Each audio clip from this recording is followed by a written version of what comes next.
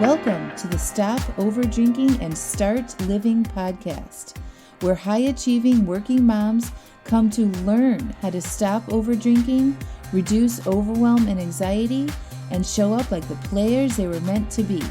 I'm your host, Angela Mascenik, and let's dig in.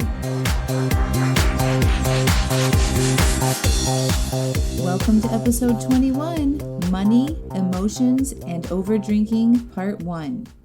Hello. How are you guys? Everything is awesome over here. I feel like summer is upon us. It's been like 90 degrees and sunny here in North Carolina, and I've already got some tan lines from my sandals.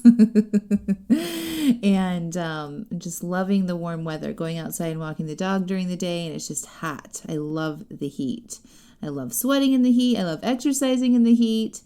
I like to be warm, so me living in North Carolina is a really good thing. So what's going on with you all? I'm super excited about this weekend. It's Memorial Day weekend, which always kicks off the summer in a fun way. And I rented a cabin with my friend and her two kids, and me and my 3 kids, and we are going to the mountains for a couple days of getting away from the city and nature and hiking and all of that fun stuff. I'm taking the dog. My husband is traveling. So it's just going to be a mom and kids trip, which will be super cool. And all the pools are opening around us this weekend. So we are kicking off summer. Anyway, I'm really excited about this podcast. It's the first in a 2-part series about money. Money is often an emotionally charged subject. Some people love money, some people hate, and all the feelings about it in between, right? In part 1, which is this podcast episode, I'm going to teach you why we buy things and tie it back into why we buy alcohol and why we overdrink. And then in part 2, I'm going to explore common money thoughts and beliefs and how to overcome them if you want to stop overdrinking quickly. You ready? So go get your notebooks if you have them nearby. Money! What do you think about when you hear the word money? Really think about this for a minute. When you hear the word money, what is your brain saying?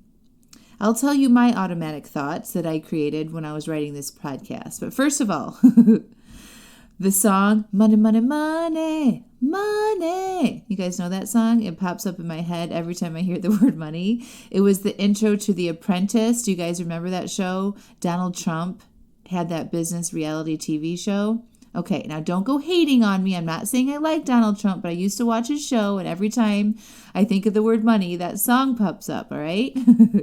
So my automatic thoughts are, when I think about the word money, are money is freedom, money is security, money helps people, money can buy things, money is numbers. More money would mean I could do more. Money solves problems. I like spending money. I like earning money. I am thankful for money because it bought our home and our car and supports our family. Y'all, that took me about 2 minutes to uncover some of those automatic thoughts that I have about money. And remember, if you've been following along, we have our primitive thoughts and we have our prefrontal cortex thoughts. So these are sort of my automatic, unintentional thoughts that are just in my brain when I think about money. So if you can, press pause, get your journal, your notebook out, or a piece of paper, and write out all of your initial thoughts when you think about the word money. If not, just keep listening. You'll probably have a lot of thoughts and beliefs about money, especially in how you spend it or what you are limited by depending on what is in your bank account. And if you aren't clear on your money beliefs, it's time to get clear, my friends. Understanding your current money beliefs will help you uncover a lot of your problems in relationships, at work, your weight, drinking, all the big areas of your life, okay? This is work worth doing and exploring, I promise you. Do you have thoughts like, I can't afford that? Or I need to pay for my car payment and can't pay for that vacation? Or I can't do that because I don't have extra money? We think those thoughts are law, right? That they're true. And you might want to stop this podcast for what I'm about to say. But those thoughts you have are just thoughts. They aren't true or false. They're just thoughts that you have probably been thinking since you were a kid. Your money beliefs and how you spend money were taught to you by someone. Usually it's our parents or some other influencer when we were younger. My parents taught me to never spend money unless you had it, right? That was irresponsible to spend money if you don't have or to use credit cards. That everything should be saved for in advance and paid with in cash. Don't carry debt. Live within your means. Did your parents teach you any of that? There's exceptions to these beliefs though, right? What about student loans? It's okay to take out a $50,000 student loan to pay for an education because we see the value in that, right? By financing our education, we are basically buying the dream that we think an education will provide. We believe that it's worth it. It's a good investment to get an education. It's valuable. It will pay itself off once we get that dream job. It's okay to buy a car with a loan because we see the value in having reliable transportation. We are financing the car because we want comfort and reliability, and we don't want to be inconvenienced to find alternative transportation. So we justify the car payment. And it's okay to have a mortgage because we want a safe and nice place to live. We feel secure and in control when we purchase a home. It's ours. We can do whatever we want with it. We have pets and we can paint it and we can garden and do all the things we want to do when we own our own home. And it also promises future gains like the possibility of equity, and we can sell it if we ever need cash. It's the ideas of all these things in the future and what value on them that justify the purchases. It's what we believe spending money on these things will make us feel. House equals security, financial or personal. Car equals convenience and safety. Educations equal possibility of future earnings or a dream. We spend money on our kids and their summer camps and their music lessons and daycare and vacations and bikes and, right? Why? Because we want them to feel a certain way, and when they are happy, we are happy. Do y'all see a theme here? There is a lot of emotion tied up into spending money. Most of the time we are spending money because we want to feel different than we currently do. Don't own a home, feel insecure and not settled. Buy a home, feel secure. You see? Buy a college education, feel hopeful about the future. Don't buy the education, you'll feel left behind or undervalued as a potential worker. Don't buy a car, feel inconvenienced. Buy a car, feel freedom. We are taking action, i.e. spending money, to achieve a certain feeling. We think going out to eat will be fun, or that new pair of shoes will make us feel pretty, or that vacation will be time to relax. Fun, feeling pretty, relaxation, all emotions. You are buying feelings, people. Isn't that crazy? What's even more crazy is that buying future feelings doesn't work. Stay with me now. Buying the shoes or the vacation or the house can't make you feel a damn thing, because things you purchase don't cause your feelings. Only our thoughts do that. Our thoughts cause our feelings. So if you want to feel happy, secure, or pretty, all you actually need to do is to change your thoughts, and you'd save a shit ton of money. That's where coaching comes in, by the way. I can help you change your thoughts and show you which thoughts might be prompting you to spend money where you don't really need to. What does this have to do with overdrinking, you might wonder? Well, money and overdrinking go hand in hand, especially if you have a lot of thoughts about what you don't have and what you can't afford. You are stressed about money, you might overdrink. If you are spending a lot of money on alcohol, it's because you think alcohol will make you feel a certain way when you drink it. Maybe not consciously, but definitely subconsciously, right? Think about what you are buying when you go to the store and buy a nice bottle of wine.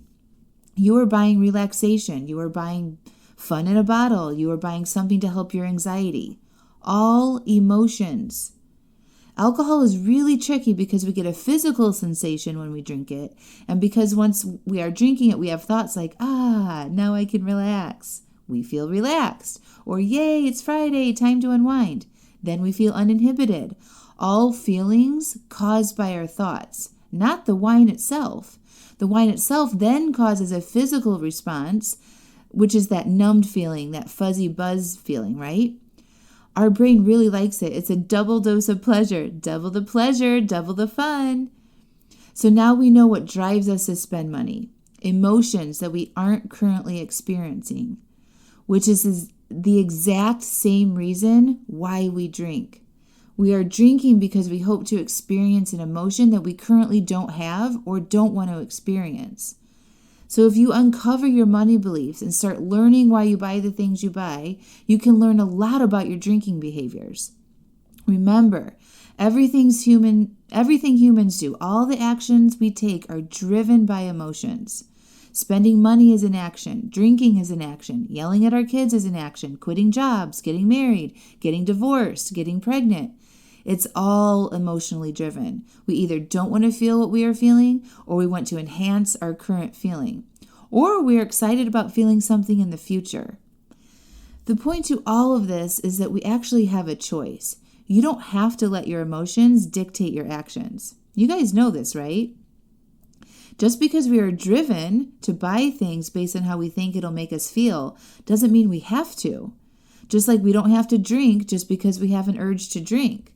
We always have a choice. The fun part to this work is learning to feel the emotions without taking action. If you can master that skill, not only will you stop over drinking, you'll stop overspending. And that is exactly what I teach my clients to do. I teach them how to feel and process their emotions so they don't take actions that keep them stuck in the same place. Once you learn this, then we make plans from a solid emotional state and plan actions that will propel us towards our dreams. So if you want my help with that, schedule your free consultation by clicking the link in the show notes. It's a free 30-minute consultation, and I'll show you what is going on in your specific situation and how you can get unstuck from there.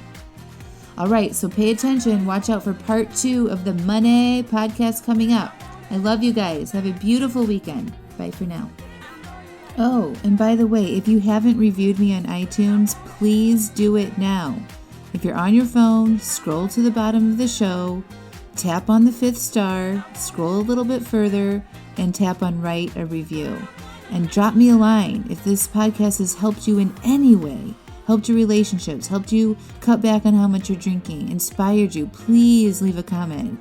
The more comments I have, the more people that see my podcast and the more people can get help. I love you guys. Thank you so much.